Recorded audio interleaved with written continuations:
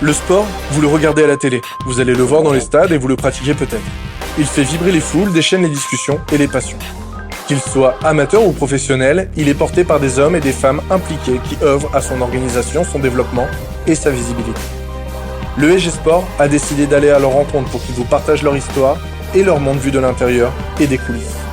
Ce podcast est réalisé par l'ESG Sport, l'école de commerce du sport business, pour ses étudiants et bien au-delà, pour tous les passionnés du sport.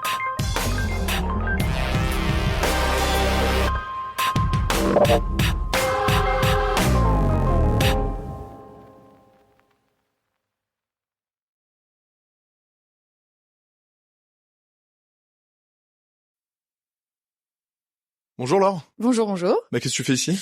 Je suis venue faire un petit coucou aux étudiants de l'ESG Sport, évidemment. Quelle question? Bonjour. Bonjour, bonjour. Avant de commencer, on aimerait réaliser un petit portrait chinois avec D'accord. quelques petites questions plutôt rapides. Quel est d'abord le sportif qui vous a le plus influencé? Zinedine Zidane, très facile. Vous voulez une explication pour Zizou ou... Allez, ouais, Ou ça- très rapidement. Non, le meilleur joueur de tous les temps, le plus beau, le plus élégant, champion du monde, 98. C'est celui qui m'a donné envie de jouer au foot, quoi, clairement. Ouais, c'est un avis qui est largement partagé. Ouais. T'es pas très créatif. C'est pas hyper original. Après, j'ai Bichente, mais évidemment. en étant tout à fait honnête, c'est quand même plus Zizou qui m'a vraiment, qui a généré chez moi une passion démesurée pour le foot. Ton jeu vidéo préféré? Alors, je dirais, j'ai droit à deux. Ah, est-ce que c'est un jeu vidéo genre maintenant ou quand j'étais petite? Parce que maintenant j'ai plus le temps. Eh ben, quand t'étais petite. Voilà. Donc c'était Mario World sur la Super NES. Et sinon évidemment c'est FC24, le jeu de foot. Voilà, c'est pas très original non plus, mais en même temps je suis footballeuse quoi. Quel est votre film préféré? Ouah! Allez, je vais dire Gladiator. Russell Crowe. Le plus important lors de la préparation à un événement sportif. Moi dans ma routine, c'est de travailler pour être prête en fait. C'est vraiment ne jamais me retrouver nue comme on dit à un examen. Enfin, du coup, j'aimais pas être comme ça quand j'étais à l'école et maintenant quand j'ai un événement sportif ou que je dois préparer une émission, etc. J'aime bien travailler et être sûre de ce que je vais pouvoir apporter et dire. Michael Jordan ou LeBron James? Michael Jordan. Désolée, ça c'est un peu facile. Quand même. L'autre, c'était un peu facile aussi. Zlatan ou Lewandowski? Zlatan. Quelle question? Non mais là les gars, faites un effort parce que là j'ai même pas besoin de réfléchir. Pain au chocolat ou chocolatine? Pain au chocolat. Chocolatine, c'est dans le sud, non, qui dit ça? Il faudrait que tu répondes quand on ira à Bordeaux. Faut voir nos amis les étudiants de l'ESG Sport Bordeaux. C'est eux, Faudrait ils que tu disent répondes chocolatine? Chocolatine. Ah. Mais ici, on est OK pour pain au chocolat. D'accord. Stade de France ou Parc des Princes? Parc des Princes. Forcément. En plus, franchement, le Stade de France pour y aller et tout, j'habite à côté, je vais pas me taper les bouchons pour aller au Stade de France. Plus crampon vissé ou crampon moulé? Plutôt vissé. Ouais, déjà j'étais défenseur, donc les vissés c'est quand même un peu mieux. Et j'étais un peu hargneuse, donc j'aimais bien tenir sur mes appuis. Alors là, t'attends un heureux événement, mais Ouais. enfin, quoique peut-être tu fais du sport encore pendant Oui. ta grossesse, mais tu préfères courir à la salle ou à l'extérieur? Plutôt à l'extérieur quand même. Mais toujours avec de la musique. Variété française. Moi je vais casser votre délire de genre les musiques new generation là. Non, tout à l'ancienne, genre Francis Cabrel, Goldman, France Gall, Michel J'allais Berger, dire France Gall. Véronique Sanson, voilà. Ouais. Le lait avant ou après les céréales? Comment? Le lait avant ou après les céréales? Le lait avant ou après? Après, tout le temps. Et je mange encore des céréales. Et d'ailleurs, c'est une de mes envies de grossesse, les céréales du lait. Ouais, j'adore les chocs à pic.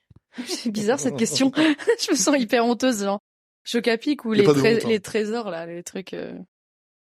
Alors, je te propose de parler de ton passé après ce portrait chinois. Et donc Gabriel va te poser quelques questions. D'accord. Est-ce que tu pourrais commencer par te présenter? Alors, je m'appelle Laure Boulot, j'ai 37 ans.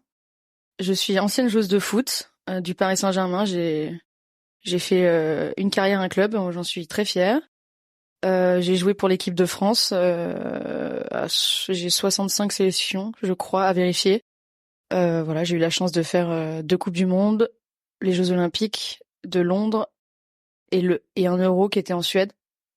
Donc voilà, c'était une première vie qui était géniale.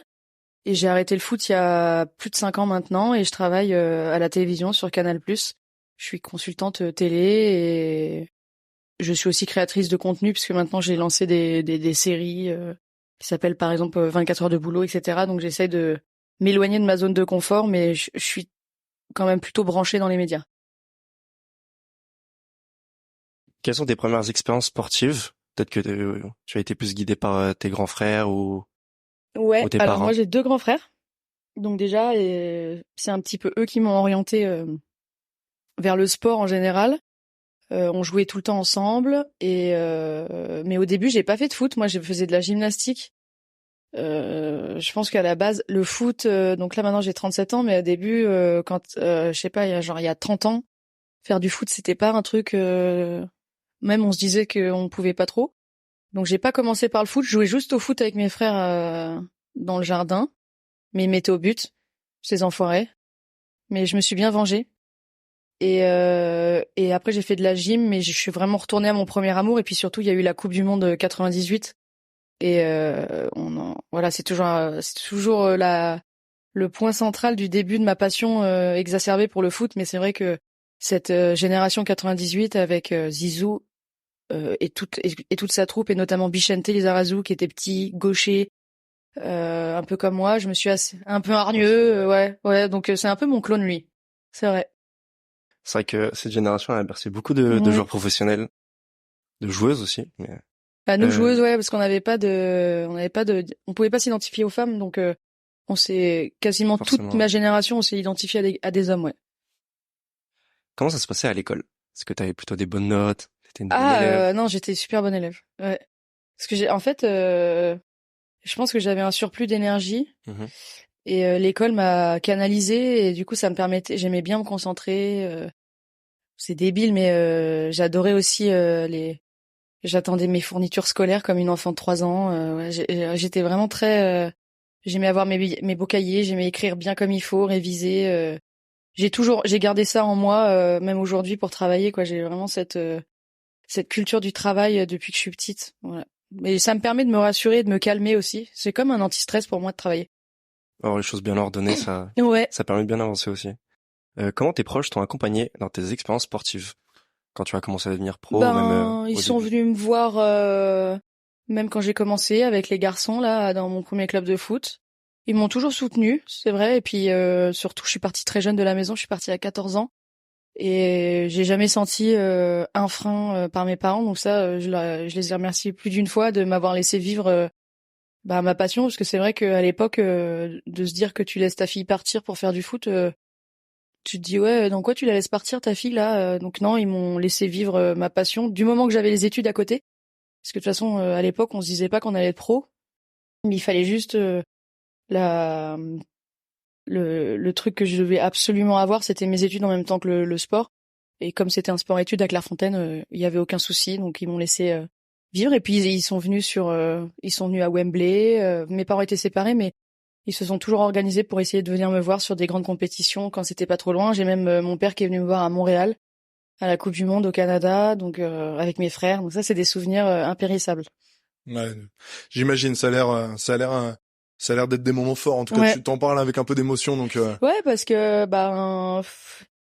c'est les compétitions, c'est des moments très longs. Tu t'ennuies un peu. Il y a que les matchs, donc mais de savoir que, enfin, faut venir à Montréal quand même. Ah, et c'était même pas Montréal. Ça s'appelait Moncton. Ils ont dû faire 7 heures de route. Apparemment, la route c'était une ligne droite pendant 6 heures en pleine forêt. Et je me il y a dis, de quoi s'endormir. ouais. Et donc du coup, c'est vrai que quand je les ai vus arriver, j'étais trop contente. Je me suis dit, punaise, ils ont traversé l'Atlantique pour venir me voir. On avait gagné en plus, on avait gagné contre l'Angleterre, donc ils m'avaient plutôt porté chance, donc j'étais super contente. Non, ça c'est De beaux les meilleurs souvenirs. moments, ouais. Du coup, moi j'ai une question à te poser. De ma position de directeur de l'ESG Sport, je me dis quel conseil aurais-tu envie de partager aux étudiants qui sont en train de se réaliser aujourd'hui finalement comme futur dirigeant du sport business. Voilà. Est-ce que tu fais des parallèles avec la vie d'un sportif de haut niveau, avec la vie d'une consultante? Est-ce que t'as quelques conseils à leur donner? J'en ai plein des conseils à leur donner parce que je pense que avec le recul maintenant, en plus en grandissant, je me rends compte que ma carrière de sportive a été une école de la vie exceptionnelle et que ça m'a inculqué des choses qui m'ont permis notamment de réussir en télé. L'abnégation, le travail, ça, je vais vous le répéter 40 fois, mais c'est vrai qu'il n'y a pas de secret, quoi. Quand on veut réussir, il faut travailler, il faut se donner les moyens d'atteindre ses objectifs. Et je pense que pour des étudiants ou des futurs, les futures personnes qui vont avoir des positions dans le foot business, il n'y a pas de milieu facile, il faut s'accrocher. Il y en a plein qui veulent ta place. C'est un peu comme quand t'es joueuse de foot. T'as 4 latérales gauche, il y en a qu'une qui va jouer, donc il faut jouer des coudes, travailler encore plus, mais en même temps avoir un bon état d'esprit, parce que ça aussi, les valeurs de respect de l'autre, du vivre ensemble, la loyauté, c'est des choses qui m'ont accompagnée pendant toute ma carrière. En plus, j'ai joué toute ma vie au PSG. Et c'est vrai que je me suis rendu compte que sur le moment, tu te rends pas compte de ce que ça peut t'apporter, mais en même temps, quand t'as ces valeurs-là, que t'es en stage, par exemple, si tu montres des vraies valeurs de solidarité avec les autres, que t'es capable de t'adapter à n'importe quel public et de travailler ensemble, mais c'est pour moi, ça devrait être même un examen, quoi, de savoir le bosser avec l'autre, le savoir vivre ensemble. J'ai arrêté le foot, je me suis retrouvée dans des réunions au Paris Saint-Germain avec des personnes qui avaient fait que des HEC par exemple, donc c'est vrai qu'ils sont dans un microcosme en fait. Ils se sont retrouvés dans des réunions, mais ils ne s'écoutaient pas, quoi. C'était chacun dans sa bulle, mais à un moment donné, quand tu veux atteindre un objectif, il faut aussi savoir écouter l'autre, ne pas juger, mutualiser les compétences, essayer de comprendre pourquoi l'autre pense ça et que toi tu penses autrement. Et ça, c'est une qualité, je pense, en tout cas en école, comme ici à l'ESG. Ça, c'est des trucs que tu peux vraiment bien bosser parce que j'ai l'impression que l'ambiance, elle est plutôt friendly, un peu à l'américaine. Et ça, c'est des trucs qu'il faut conserver pour... je reste persuadée que c'est une énorme chance pour la suite de le savoir vivre ensemble et le respect de l'autre, ouais. Ouais, mais on est ravis que t'aies ressenti ça. Ouais, non, lors de la visite des campus. Ouais, tout à fait. Donc du coup, après cette petite question, donc on a balayé un peu le passé là, très rapidement, très succinctement. On va parler un peu du présent. Ouais. Gabriel a quelques questions à te poser à ce sujet-là. Quelles sont tes actualités sportives? Tu nous as dit que tu avais encore que t'allais encore à la salle de sport. Est-ce que t'as encore un pied dans le monde du sport? Ah, alors là, j'attends un petit bébé, donc du coup j'ai dû diminuer un petit peu mes activités, mais je continue à faire 2 séances par semaine à peu près de vélo, parce que courir c'est impossible maintenant. Mais ça s'appelle Dynamo, c'est un espèce de vélo dans le noir, en salle où on s'arrache bien comme il faut avec de la musique. Si je négocie bien avec la prof, des fois elle me met de la variété française, donc j'ai l'impression que je suis en train de monter au plafond. Et tant que je le peux, en tout cas, je le fais. Et c'est toujours la même chose. Ça aussi, c'est un truc qu'il faut savoir bien faire, même quand on est étudiant. C'est savoir écouter son corps aussi. Voilà, je parlais du travail, mais ça sert à rien non plus d'aller bousculer ton corps dans une fatigue extrême. Voilà, il faut aussi. Et là, en ce moment, j'apprends beaucoup à écouter mon corps, à ne pas vouloir trop en faire et à ne rien faire de. En tout cas, récupérer quand il le faut, c'est aussi très important. Ça me permet d'être beaucoup plus efficace sur mon émission, par exemple, du lendemain. Mais le sport, c'est quand même important pour moi de continuer. Voilà. Tant que je peux le faire et que le docteur me dit que c'est bon, je le fais. Voilà. Mais sinon, je joue au foot quand j'ai plus quand j'attends pas de bébé, je fais des fives de temps en temps, je fais un peu plus de vélo et de course aussi, j'aime bien courir. Quelques jongles dans la salle de l'ESG Sport aussi. Voilà, bah ouais, pour faire une vidéo, voilà. Il faut. De toute façon, la récupération fait partie de l'entraînement aussi. Exactement. Mais en fait ça je le dis à chaque fois que je peux le placer, surtout quand on est dans des là on n'est pas dans de la fatigue physique, on va être dans la fatigue mentale. Et ça, je l'ai découvert un peu plus après le sport.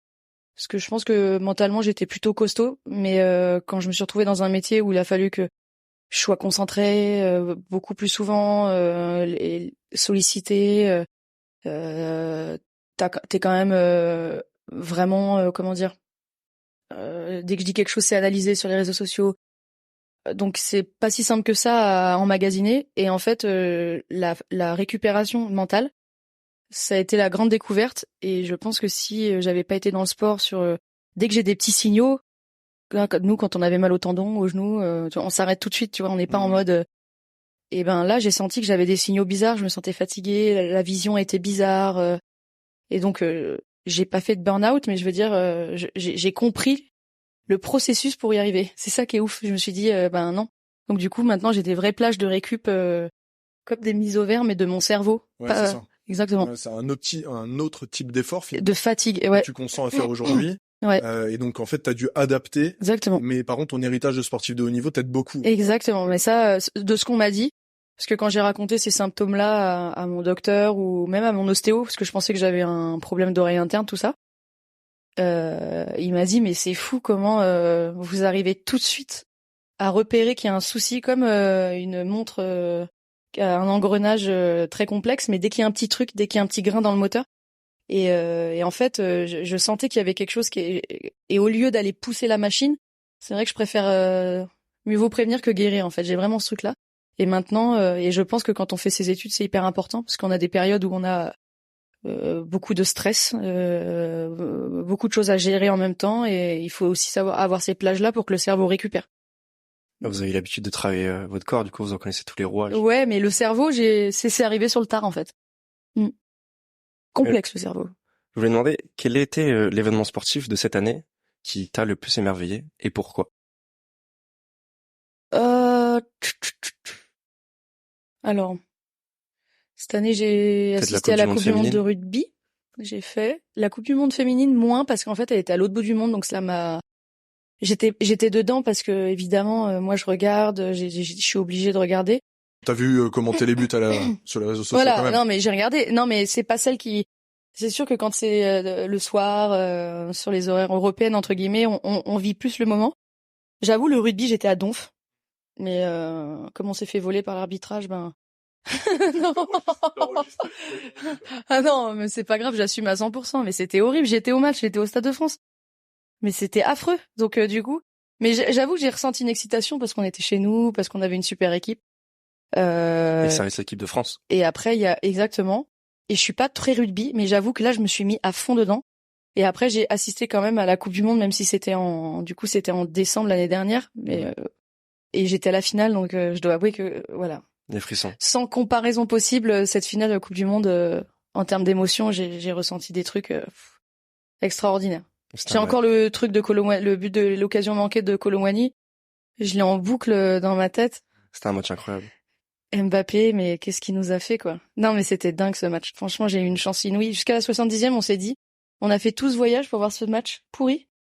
Et en fait, on a vu un des plus beaux matchs de l'histoire. Donc c'est ça aussi la beauté du sport. Je crois que sur la reprise de Mbappé, le deuxième but, j'ai failli perdre connaissance. Ouais, non, mais c'est incroyable. Ce match, c'était une dinguerie, en fait.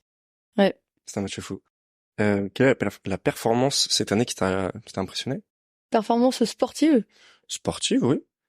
Après, si t'as un autre sujet ou... Je cherche. Peut-être une performance personnelle ou individuelle plutôt d'un non, après c'est pas un Français, mais je sais que Duplantis là, il a sauté encore plus haut, et j'avoue que sur le coup, je me suis dit mais jusqu'où il va celui-là? Comment ça me saoulait, ce genre sa perche à un moment donné, il va sauter au-dessus du Stade de France au JO, ça se passe comment? Ouais, il m'a tué. Mais c'est comme c'était pas un Français, on ressent moins d'émotions, mais j'avoue que j'ai eu une certaine admiration quand même. Donc ouais, je vais dire lui parce que j'ai l'impression que ça s'arrête jamais, et j'adore l'athlé en plus, donc je regarde souvent, et d'être tout seul comme ça au milieu de avec ta pression, gérer ton événement sportif, je trouve ça assez dingue. Et puis après peut-être Djoko quand même. J'ai été à Roland, j'ai assisté à plein de matchs, et c'est vrai que je sais qu'il est pas apprécié de tout le monde, mais en fait plus il est détesté, plus je l'aime en fait. Ce mec, non mais il est trop fort. Mais quel athlète. Non, et puis il est à son âge mentalement en fait, c'est un mec qui m'interroge en fait. Il me fascine. Moi, je suis là parce que c'est vrai que des fois, là, il y a pas si longtemps au Paris Master, je sais ça fait débat. Il est parti prendre sa douche, le truc. Enfin, ça a été un peu long, donc il a sorti son adversaire de son match. Donc après, je sais que des fois, ça paraît pas trop fair-play, mais malgré tout, c'est vrai qu'il a ce côté de mentaliste un peu, de pouvoir rentrer dans la tête de son adversaire Puis Carlito qui est dans le dur, mais voilà, la performance d'Alcaraz à Wimbledon, la finale qu'ils ont fait tous les deux. Ouais, c'est bluffant. Cet été, ouais. Et Djokovic est un personnage assez clivant. Ouais. Est-ce que c'est une question qui me vient comme ça? Est-ce que tu penses que c'est important parfois de susciter une forme d'appréhension par tes réactions quand t'es un sportif pour performer? On pense à Zlatan qui avait toujours un côté ses adversaires ils l'admiraient autant qu'ils avaient peur de se prendre un coup derrière la tête. Qu'est-ce que t'en penses de ça? Sur les grands des méchants, des grands méchants du sport. Sur les grands athlètes, disons que ça me dérange pas un immense athlète soit gentil, hein, soyons clairs.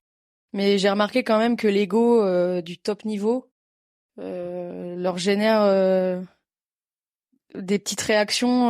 Voilà, quand on a parlé de Jordan au départ, quand on voit sa biographie, là, sa série, on se rend compte que le mec, il était tout le temps en train de se créer des tensions pour aller chercher encore plus loin son niveau. Donc ils ont une confiance en eux qui est assumée et qui leur permet de prendre position sur des sujets où nous on n'oserait pas, et j'aime bien quand même malgré tout la prise de position plutôt que quelqu'un de neutre. J'ai tendance à préférer ça, quoi. Ils font partie un peu de cette vieille génération comme LeBron, Ronaldo, etc. qui sont un mental d'acier qui continuent à impressionner même les jeunes. Puis un athlète qui est neutre, finalement c'est pas très marrant, quoi. J'ai envie de dire. Je préfère même être pas d'accord avec lui, mais au moins je me dis qu'il a de la personnalité. Mais en général, ils en ont tous. Djoko en a beaucoup. Nadal en avait beaucoup pour le tennis, mais bon, le foot, Zidane, même si on croit qu'il est timide, son coup de boule, il l'a mis, hein. Donc la Panenka aussi. Ouais, non, mais c'est un malade. C'est incroyable, quoi. Non, mais ça, c'est vrai que je pense que ça. C'est vrai, c'est là quand je l'ai revu, je me suis dit mais c'est un malade ce mec. Panenka en finale de Coupe du Monde face à un gardien qui connaît par cœur en plus. Il y a qu'à voir les émotions parce que on est dans le studio, on est plusieurs. J'ai rappelé ce souvenir, tout le monde a souri. Ah ouais, non, c'est un moment qui nous a tous mis des frissons. Parce qu'en plus il fait la barre, ce malade là. Il a cru que nous on avait. Il est sûr de lui, quoi. Ouais, c'est-à-dire qu'il célèbre et nous on dit mais elle est rentrée vraiment. Ouais, putain, je me rappelle. Ouais, ça c'est des trucs ça nous a marqué, ouais. Cette année à Paris, on accueille les JO. J'imagine que tu seras là-bas aux épreuves pour regarder. Mais, je vais essayer. Quelle épreuve qui va le plus te donner envie, te susciter Ouais, franchement, là, j'ai envie de voir plein de... L'athlé, j'ai très envie.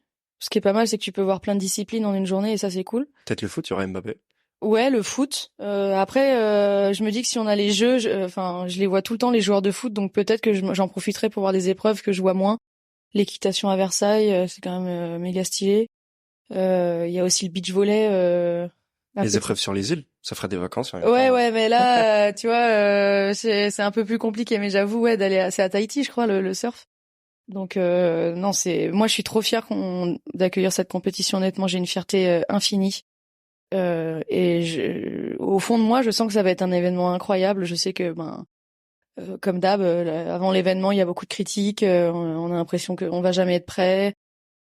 Mais je pense que ça va être un événement de fou, et vu ce qu'ils ont l'intention de faire, vu où est-ce qu'ils ont été très créatifs par rapport aux autres jeux, donc j'ai l'impression que ça va générer peut-être du tourisme encore plus derrière, quoi, parce qu'ils vont se dire mais c'est quoi cette ville de malade. T'as une cérémonie d'ouverture incroyable qui se dessine. C'est pas simple pour la sécurité, j'admets. Apparemment ils sont en train de se tirer les cheveux, mais non, mais le jour J, je crois que dans l'histoire du monde olympique, il faudrait demander à un spécialiste, mais le sentiment qu'on ressent de manque potentiel de préparation est toujours ressenti, et en fait le jour J ça marche toujours. J'imagine. J'ai quand même l'impression qu'il y a des personnes qui sont très compétentes au bon poste. Je connais très bien Tony Estanguet. Pour moi et puis il y a des anciens étudiants de l'EG Sport qui sont aux manettes. Parfait. Et pour toutes ces choses là, on peut leur faire confiance. Je pense qu'en plus je sais qu'il y a des endroits qui vont être démontés.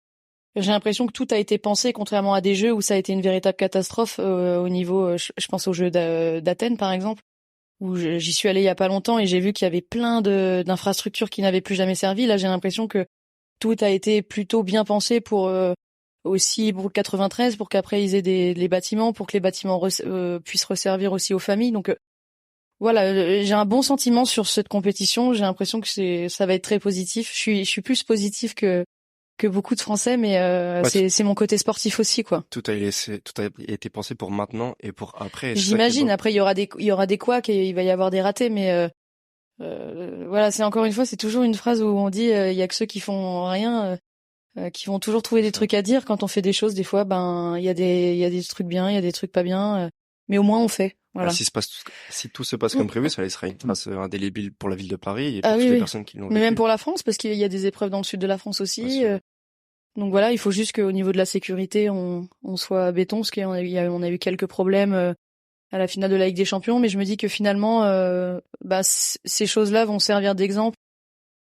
C'est horrible à dire, hein, mais en tout cas, c'est des alertes et il faut plus que ça arrive. Donc, t'as eu un cas récent aussi entre le match OM Lyon, voilà, enfin qui a pas pu être joué. C'est pas une question qu'on avait préparée nous à te poser, mais ton sentiment là sur la sécurité des stades, toi vu de l'intérieur de ton poste d'analyste, est-ce que vous en parlez entre vous au Canal Football Club? Ouais, oui. Est-ce que c'est un sujet voilà, et qu'est-ce que tu ressens? Qu'est-ce que tu as envie de nous dire à ce sujet-là, parce que c'est un sujet qui inquiète les spectateurs. Non, mais je sais, et moi-même donc là je vais bientôt être maman et c'est sûr que vu tout ce qui se passe dans les stades, je me dis c'est peut-être un endroit où j'ai plus envie d'aller quand t'es en famille, et je peux comprendre que l'image du foot soit dégradée plus spécifiquement que les autres sports en plus. Je trouve que les comportements se sont dégradés. Je suis pas sûre que la sécurité en fait ait été diminuée. Je pense simplement qu'il y a plus de comportements, même si c'est des personnes isolées. Malgré tout, ces comportements deviennent de plus en plus violents, à l'image de la société avec cette histoire des réseaux sociaux, la haine qui monte, le post-Covid. On a l'impression que, je sais pas ce qui s'est passé, les gens sortent du Covid et on a l'impression que les comportements de respect, mais même la violence, quand j'ai vu la violence qui pouvait se générer sur les réseaux sociaux. Je pense à Fabio Grosso, la tête qu'il a. Non, mais c'est pas possible. C'est inacceptable. Mais autant la violence physique que la violence qui est générée, moi je sais, puisque j'ai des réseaux sociaux et je suis sujette au harcèlement digital, mais c'est de pire en pire. Mais vraiment, enfin, et donc du coup, ça veut dire que il y a une haine dans la société qui est présente et qui du coup, c'est un peu le reflet. Le stade, c'est le reflet un petit peu de ce qui est en train de se passer aussi. Donc c'est pour ça qu'il faut anticiper la sécurité et je pense qu'il faut être intransigeant, mais vraiment. Moi, je suis quand il y a un problème dans un stade, pour moi, quand je vois il est suspendu 8 mois, pour moi c'est suspendu à vie, basta. Dégage. Ouais. Cri de singe, dégage. Ouais, c'est clair. Franchement, pourquoi 8 mois après il retourne dans un stade Bah non, en fait, tu fais pas de cri de singe et puis voilà, c'est fini. Tant pis, tu regarderas à la télé, hein. Tu vois, ça me fait penser, pour avancer sur les questions là, tu vois, quand tu nous dis, il faut que je me fasse, du coup, il faut que tu te fasses accompagner en termes de communication. Alors, t'as eu un agent qui est avec nous, on salue. Manager. Voilà, et c'est une question, voilà, c'est plus une question plus académique, pédagogique. C'est moi que ça intéresse comme directeur. Est-ce que t'aurais aimé avoir des compétences en termes de business supplémentaires quand tu commences à la transition de ta carrière entre sportive et consultante, des compétences pour lesquelles en fait moi je m'investis avec ma super équipe à travailler, à développer chez mes jeunes. Est-ce que t'as des compétences que les étudiants de l'ESG Sport ont qui t'auraient fait envie au moment de ta transition entre ta carrière de sportive et ta carrière de consultante? Ça c'est sûr que ça m'aurait servi.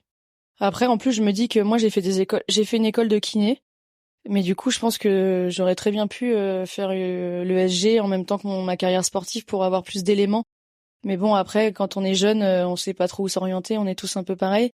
Mais ouais, tout ce qui est contrat juridique, quand on arrive aussi dans une entreprise, on n'a pas les mêmes codes. Quand on joue au foot et quand on arrive dans une entreprise, mais je suis là, mais même si, comme je l'ai dit tout à l'heure, c'était un peu l'école de la vie, du savoir vivre ensemble, mais il y a des codes que je ne connaissais pas et dont j'aurais eu bien besoin. Parce qu'on est loin de se douter de la complexité du back-office, en fait, quand on est sportif. Sur l'organisation des matchs, la sécurité, le juridique. Moi, je parle beaucoup du juridique parce que c'est un truc qui accompagne ma vie tout le temps. On est tout le temps en train de vérifier. C'est horrible, hein, mais c'est l'administratif juridique, c'est la moitié de mes contraintes, en fait, aujourd'hui. Et c'est aussi pour ça que j'ai embauché quelqu'un parce que malgré tout, il faut quand même des gens qui soient compétents dans ce domaine, parce que sinon on peut se retrouver en grande difficulté. Très bien. Du coup, maintenant la partie qu'on souhaite commencer, c'est parler un peu d'avenir. D'accord. Alors, à très court terme, il y a un heureux événement, je pense qu'il va être très structurant de ta vie. J'en sais quelque chose. Mais peut-être Gabriel, quelques questions à poser alors sur l'avenir à court, moyen et long terme. Ouais, bien sûr. Tout d'abord un projet d'avenir peut-être, parce qu'en plus d'être consultante au Canal Football Club, peut-être t'as des idées de projets, d'associations, d'entreprises. Alors, il y a quelque chose qui va sortir en 2024. Ça va être une émission qui s'appelle Au Micro. Je suis en train de la tourner et je pense que ça va être franchement génial. Je pense que les étudiants de l'ESG Sport vont kiffer. Donc moi, je suis dans le jury. C'est un jury type The Voice un peu. Donc je suis avec Ginola et Hervé Matou, et en fait on essaie de trouver une voix commentaire pour le sport. Donc on a des épreuves. Il y a eu plus de 10 000 candidatures, donc il y a des personnes femmes et hommes, plus d'hommes que de femmes évidemment, mais il y a quand même quelques femmes. Et on les a sélectionnés. On a sélectionné les 33 meilleurs, et on les a eu tous devant nous pour commenter un but, essayer de trouver la nouvelle voix de Canal. Une nouvelle voix de Canal, et en fait celui qui va gagner un CDD à Canal. Donc en plus il est embauché quoi. C'est incroyable, super intéressant. Et vous allez voir du coup en plus il y a bien sûr au début ils ont envoyé une vidéo pour montrer ce qu'ils savaient faire. Après là on les a vus comme 3 jurys dans 3 sièges, ils nous commentaient un but ou un événement de match qui était un arrêt quoi, par exemple un arrêt de gardien exceptionnel, mais ils piochent un match au hasard. Ils ont 1 heure pour préparer, etc. Donc mais c'était exceptionnel. Et donc là, on vient de terminer la deuxième épreuve, qui était un multiplex, mais c'était c'était de la folie. Et il y avait des mecs, je sais pas, il y a un gamin de 18 ans, mais... Est-ce que ça joue beaucoup sur les émotions et la passion aussi? Incroyable. Ouais, parce que c'est aussi, nous, on les juge sur le contenu, mais la forme aussi, comment tu transmets l'émotion. Et puis, ça permet de montrer aussi que c'est pas un métier simple. Parce que commenter le match, on a l'impression que c'est le meilleur métier du monde, mais c'est un métier de ouf parce qu'ils vont dans les stades, t'imagines? Ouais, et puis le débit de parole, voilà, on pense aussi moi je pense aux commentateurs radio. Voilà, pour écouter. Tu peux dire beaucoup de bêtises. Mais oui. T'as des millions de gens qui t'écoutent, hein, donc. Puis la capacité de restituer avec une précision telle. Moi, je trouve ça en live. Ah ouais. Donc, et puis après, il faut que t'apprennes aussi à laisser la place à son consultant. Parce que tu travailles, en fait, t'as le commentateur et puis t'as le consultant, donc on va dire Paul Choucriel qui est le journaliste et Habib Bey qui est le consultant, donc ça veut dire que c'est aussi un travail d'équipe. Et donc là, on vient de les tester en multiplex avec un consultant pour voir s'ils arrivent à bien donner la parole aussi. Puis t'as l'homme de terrain aussi, Laurent Paganelli. Voilà. Souvent. On l'a pas encore fait, mais peut-être qu'on va faire au micro spécial bord terrain. Ouais, je pense qu'il faut s'entraîner avec Laurent Paganelli. Ouais, parce que là, Paga, il est unique. Exceptionnel. Donc voilà, donc ça c'est, on va dire à très court terme, c'est une émission qui va arriver et je pense que ça va être un vrai carton. Et puis sinon, dès que j'aurai accouché, je pense que je vais reprendre mes documentaires 24 heures de boulot. J'ai l'intention d'aller en Côte d'Ivoire avec Didier Drogba. J'aimerais aller à Arsenal avec Robert Pires pour montrer un petit peu les coulisses. Et l'évolution du club aussi. Exactement. Il y a aussi Estelle Mosley que j'ai l'intention de faire parce que elle a eu 2 enfants et qu'elle va faire les Jeux. Estelle Mosley, boxeuse olympique, en or à Rio, on s'en souvient. Puis qui continue sa carrière comme professionnelle, comme maman. 2 garçons. 2 enfants et surtout, moi je me souviens d'avoir assisté. Enfin, je veux dire, Non, mais c'est un autre détail à penser, mais je veux dire, c'est une warrior quoi. Il a fallu gérer ça, mais moi je me souviens d'un combat qu'elle avait fait à Nantes, la même soirée où Tony Yoka avait gagné également. Où je crois qu'elle était en post-accouchement. Non, mais c'est une malade. C'est une force de la nature.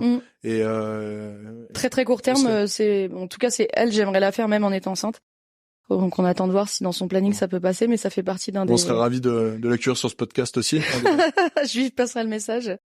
Et puis après, j'ai d'autres documentaires, mais dans un futur un peu plus lointain, sur, on va dire, les pionnières du monde un petit peu pour aller découvrir des femmes exceptionnelles qui ont changé ou bousculé les lignes dans d'autres pays et s'intéresser à des personnages. Et du coup, ça m'éloignerait de position de confort dans le sport et j'irai dans un événement un peu plus sociétal en moi partageant ce que j'ai vécu, mais évidemment en m'intéressant à des femmes, à d'autres warriors, quoi, à d'autres Estelle Mosley qui existent sur cette terre. Super intéressant. Hâte de voir. Où te vois-tu plutôt dans 10 ans? Une dizaine d'années. Waouh. C'est loin, 10 ans. Franchement, je sais pas. Tu sais répondre, toi, Gabriel, à cette question? Ouais. J'espère que j'aurai déjà mon diplôme de léger sport. Bonne réponse, ça. Non, franchement, 10 ans, je peux pas te dire. Parce que il y a 10 ans, je me serais jamais imaginé là en train de faire ce podcast, en train de parler de Canal+, faire le CFC, avec des champions. J'espère. En fait, moi, ce que j'espère, c'est juste dans 10 ans, être une mère épanouie, évidemment, et surtout d'avoir tout le temps ce bonheur à travailler, parce que j'ai un épanouissement professionnel qui est incroyable. Donc là, ça va être mon premier challenge. C'est de réussir à être maman et de continuer à être épanouie professionnellement, parce que c'est vrai que c'est quelque chose que je ne veux absolument pas arrêter. Bien sûr, il y a des périodes où ça sera, c'est toute une histoire d'équilibre quand le bébé est petit, mais je vais essayer de m'organiser au maximum pour anticiper ça, parce que j'ai besoin de cette adrénaline de travail et je sais que je fais partie des chanceux dans la vie qui font un travail où ils sont trop contents de se lever pour aller bosser, quoi. Et ça, c'est mon objectif de vie, quoi.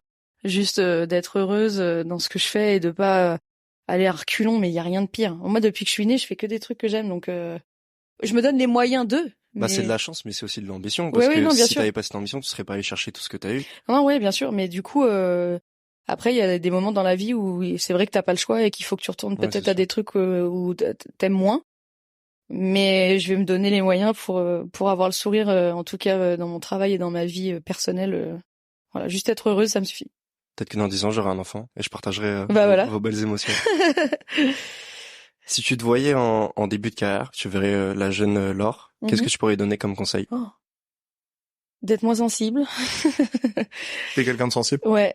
Et ça m'a un peu bousillé la vie, parce que quand on est dans un sport collectif avec plein de monde, j'étais sensible à vouloir que tout se passe bien avec tout le monde, mais sauf que quand on est dans des groupes, on s'entend pas toujours bien avec tout le monde et tu sais pas pourquoi. Il y a des gens qui vont pas t'aimer. Et c'était des trucs qui m'affectaient, mais vraiment profondément, parce que j'avais envie d'être appréciée par tout le monde, j'avais envie que ça se passe bien, et donc du coup c'est vrai que je me faisais des petits stress, quoi, pour essayer de comprendre pourquoi on n'y arrivait pas, pourquoi on s'entendait pas par moment, pourquoi on se savonne la planche. C'est vrai que j'étais dans un milieu où c'était pas tout rose, quoi. On est dans un milieu d'élitisme, enfin c'était l'élite, donc on se fait pas tout le temps des cadeaux, et je pense que quand on parlait des grands sportifs, je pense qu'ils ont cette capacité justement à être sensibles quand il le faut, mais à avoir un espèce de ou de kawaii, quoi, qui pour laisser glisser tous les trucs inutiles qui, moi, je pense, m'ont un petit peu... j'ai eu des blessures pendant ma carrière, et maintenant, avec le recul, j'avais une hygiène de vie parfaite, enfin, je faisais tout parfait, comme à l'école, tchouk-tchouk. Mais je pense que j'avais cette fragilité parce que j'avais cette tension, en fait, nerveuse, due à mon tempérament et ma sensibilité, qu'on fait qu'à un moment donné, je me pète un genou. Voilà, je pense que je me suis trop pris la tête à toujours tout bien faire. Voilà. Que ce soit pour moi, mais aussi pour tous les autres, quoi. Donc quand il y avait une embrouille dans l'équipe, mais j'étais une éponge. Ouais, j'étais là, mais non, il faut discutons. Asseyons-nous. Mais aimons-nous, genre la vie est si belle. Mais... Du coup, t'as invité à faire un barbecue chez toi. Non, après j'ai abandonné parce que je me suis rendu compte que parfois c'est cause perdue, mais qu'il faut réussir à trouver les mots pour essayer de, parce que tu as besoin de tout le monde pour gagner la coupe. Enfin, c'est con, mais malgré tout, tu partiras jamais en vacances avec elle. Donc voilà, ça aussi, il faut l'apprendre. Bah c'est ça, des fois qu'on n'a pas d'un point de vue extérieur, mais dans les vestiaires, souvent on a l'impression que tout le monde est ami avec tout le monde. Non. Et au final, on comprend que certains sont potes, d'autres s'aiment pas forcément, mais font semblant, moins pour le collectif. T'as des anecdotes là-dessus à raconter ou? En fait, moi, j'ai pas gagné beaucoup de titres, mais je sais, ce qui est sûr, c'est que dans un vestiaire, j'ai connu des vestiaires où on va dire, on s'appréciait à peu près toutes. Mais j'ai connu des vestiaires, et c'est pas forcément les vestiaires où on est allé le moins loin. C'est ça on dit, c'est important, l'esprit de groupe et tout. Mais l'ambiance de l'équipe, quand on va en demi-finale, enfin la meilleure équipe de France féminine qu'on ait eue, c'était tendu, mais tendu. Parce qu'il y avait les Lyonnaises contre les autres, mais pas forcément les Lyonnaises qui étaient en tort. Justement, il y avait juste des tensions entre joueuses aussi, entre quelques leaders qui s'aimaient pas. Et donc du coup, quand au milieu, tu choisis soit l'une, soit l'autre. Ouais, c'est comme la vraie vie. Hein. Après, c'est le rôle du manager de Voilà, faire en sorte que ça donc fonctionne. comme on avait un manager qui était plutôt, on va dire, qui nous laissait gérer, on était plutôt fan de l'autogestion, donc forcément, parfois ça se gère, mais parfois ça se gère pas. Mais je trouve que quand on était sur le terrain, on a réussi à faire la part des choses, et ça, c'était le plus important. Donc ça, je pense que ça dépend aussi de l'intelligence des personnes que t'as dans un groupe. Quand t'as une personne qui s'entend pas avec l'autre, mais soit elle est intelligente et elle se dit on a besoin de tout le monde, donc de toute façon si je veux gagner, si je veux être championne du monde, j'ai besoin d'elle, donc même si je l'aime pas, elle est trop forte, et on va jouer ensemble. Soit elle est stupide et elle va lui savonner la planche et t'atteins pas tes objectifs. Ça, c'est un phénomène qu'on retrouve beaucoup dans les études, parce que à l'ESG Sport, on fait beaucoup de travaux de groupe, voilà, de challenge pédagogique, dans lequel les étudiants ont la capacité à créer leurs équipes et à surmonter les challenges qu'on leur propose. Et c'est le programme qui les attend encore pour cette année et l'année prochaine. Donc on est ravis. Ouais, donc si tu tombes pas avec quelqu'un que t'aimes bien, il faut surtout pas que t'aimes pas, pardon, il faut pas lui savonner la planche, quoi. Faut essayer de pas être dans le jugement de l'autre. Donc ça, des fois c'est dur, parce que franchement, on est là, j'ai l'impression de pas parler le même langage par moment. Donc et des fois on est si différents d'un être humain à l'autre que du coup on va tout de suite se mettre sur la défensive, alors que je pense que le travail de groupe, ce qui est important, c'est essayer de, même si c'est pas toujours simple, de comprendre l'autre et d'essayer d'avancer avec l'autre pour qu'aussi lui comprenne ce que toi t'as apporté et ce que tu peux lui apporter. Et ça, c'est tout le génie de ce que peut apporter une équipe. Et c'est pour ça que ça n'a aucun rapport avec les animosités ou même un groupe qui s'adore. Des fois, c'est pas top non plus. Ouais, bien sûr. Parce que des fois, il faut se dire les choses aussi. C'est pas facile quand t'aimes beaucoup quelqu'un de lui dire franchement, je crois que t'as pas bien joué aujourd'hui. Ouais, ça va pas être facile. Ouais. T'as vraiment été nul. Non. On t'a déjà dit, Oui, on se l'est déjà dit, mais je l'ai dit avec des personnes qui étaient très intelligentes, parce que si tu le dis à des gens qui sont pas intelligents, ils peuvent se braquer. Ouais, c'est en mode qu'elle s'occupe d'elle. Ouais, c'est toute la gestion d'un groupe, et ça c'est pour un sportif de haut niveau et pour un professionnel. Exactement, mais même pour tous vos jeunes, ça c'est super utile, ouais. Merci beaucoup. Avec plaisir. Merci beaucoup, Laure.